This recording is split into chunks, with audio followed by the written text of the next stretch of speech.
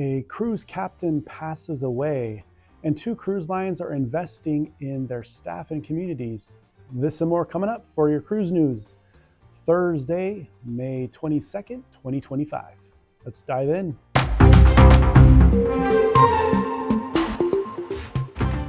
Welcome back. I'm Jordan with Beyond the Dock, and our first story today is a tragic story. A captain of the cruise ship Diamond Princess of Princess Cruises has passed away. Captain Michel Bartolomei passed away on May 19th. There was a medical emergency call that went out at 2 a.m. and then a few hours later, the crew and passengers were alerted over the PA system. Captain Bartolomei wasn't very old. He was just over 50 years old.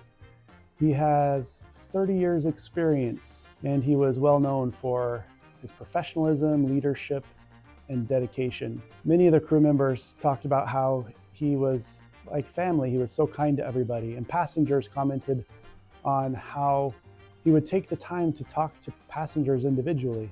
He sounds like a great man, and I'm sure he will be sorely missed, not only by his family, but by his crew as well. Staff Captain Salvatore Massera took over as the ship's captain for the remainder of the voyage. It's always so sad when things like this happen, so our hearts and prayers go out to them. Our second story today is the Ocean Victory cruise ship was detained in Malaga, Spain, following the suspension of operations by its operator, Alma Cruceros. The ship itself is owned by Sunstone Ships and chartered by Alma Cruceros for seasonal operation in the Mediterranean.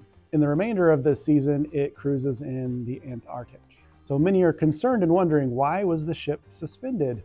The crew remained on board while passengers were disembarked. This is a newer ship line, so there's speculation but no official word.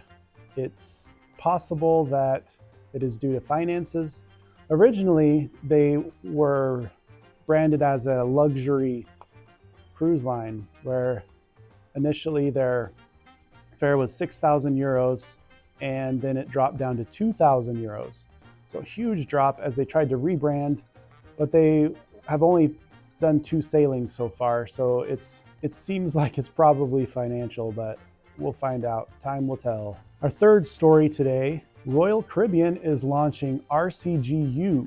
So RCGU is Royal Caribbean's group university. It's an internal learning tool designed to help crew advance along their desired career path.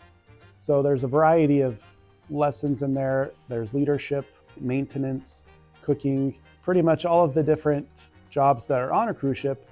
There's learning modules for those to help people advance if they want to. So all of these learnings are structured. The majority of it is online, but there is in-person learning as well to help them get the extra knowledge and experience. Royal Caribbean's committed to fostering a culture of continuous learning within their organization. I think this is a great idea. I know there are a lot of people that go onto cruise ships and they just start off at the bottom, whatever skills they have, and they try to learn and grow. I'm really happy to see that Royal Caribbean is giving people a path to learn and to advance, and it not only helps the crew members personally and their families by earning more money, getting more skills, but it helps Royal Caribbean create loyalty, because it's so much cheaper to retain crew members than it is to bring in new crew members and have to retrain them. So I'm really happy to see that Royal Caribbean is doing this. Our fourth story is similar to this one. Disney Cruise Line is also investing in education, but it's not among their crew. They're doing it among the Caribbean islands that they visit. So they are investing in local nonprofits and educational systems that teach life skills to the community. Like they have so far invested in organizations in Tortola and Jamaica. And when the cruise ship is stopped at a port in these locations, they will often bring in the students so they can see what it's like to work on a cruise ship. They can meet the captain if they're looking to be a captain or looking for leadership. They can meet the head chef if they're looking to get into the culinary arts. They can meet engineers. They can meet all the different heads of the departments depending on what their desired path is, if they even want to work on a cruise ship. The education isn't specifically for cruise ships. It's a lot of different life skills that they're teaching. But of course, where these are tourist locations, there are more jobs available in the tourist industry. Similarly to Royal Caribbean's path and plan, by Disney investing in these communities, their hope is that they train future crew members that come on board. And because they've gone through this training, they can get higher positions and they'll be more prepared for working on the cruise ship. And again, I'm excited about this, but I'm always really happy when I see corporations investing in the communities that they visit or they have some sort of relationship with.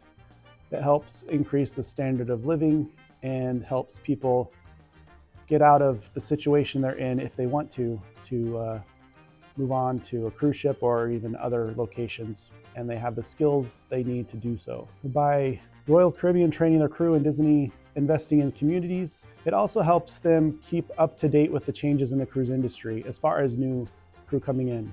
As always, the cruise industry is changing. It continues to navigate changes and challenges that come up. There's also unexpected tragedies that happen, and we have proactive workforce initiatives. Covered all of these stories. Which story do you like the most? Let me know in the comments your feelings on these different stories, as I read every comment. And if you haven't done so already, please like this video if you found it helpful, and be sure to subscribe and hit that bell so you're alerted for our next cruise news video. So that's all for today, and until next time, we'll see you as we venture beyond the dock. Happy cruising.